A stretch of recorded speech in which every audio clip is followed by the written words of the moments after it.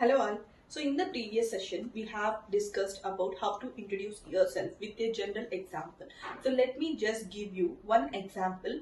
If you are a DevOps engineer, that too for the AWS DevOps Engineer, how you can introduce yourself with my experience, right?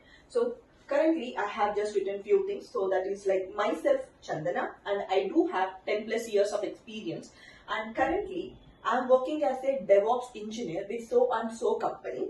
And coming to my technical expertise, I have worked on different tools like version control system as GitHub, and for the CI/CD implementations, I have extensively worked on the Jenkins, where I have created the pipelines, even Jenkins files, multi-branch pipelines, and even integrations with the other tools and all. I have done it.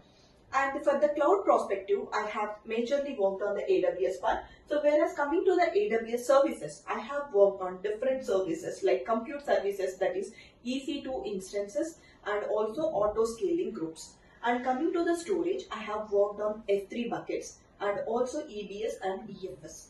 And database services like RDS, DynamoDB I have worked, and container services like EKS, ECR, ECS I have worked, which is the managed instance from the AWS itself.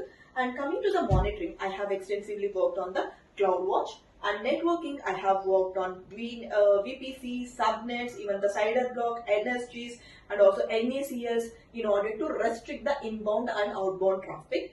And I have worked on the load balancer where we can filter the traffic, that means distributing of the traffic. So we have different types of load balancers like application load balancer, gateway load balancer, classic load balancer on top of the AWS.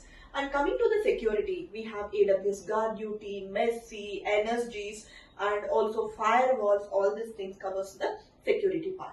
And serverless, I have created some of the functions using the Lambda, which will be the serverless. Even we have one of the example, Fargate is one of the good example for the serverless on the scene. And to spin up all the infrastructure on top of the AWS, I have not used the AWS console. We are centralizedly managing using the Terraform. So which I have even created some of the modules in order to automate it and maintain our centralized infrastructure on the same.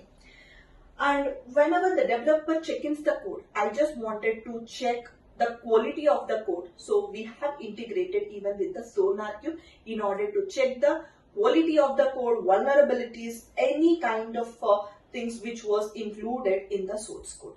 And also Sysdig is one of the tools which I have used for the container scanning. So that is for the Docker images and the Kubernetes pods and the Kubernetes clusters as well.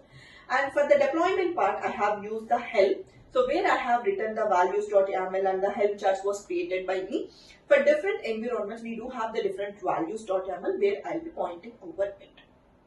And also, I have good experience with the Ansible for the configuration management too. So this is what about myself. Thank you.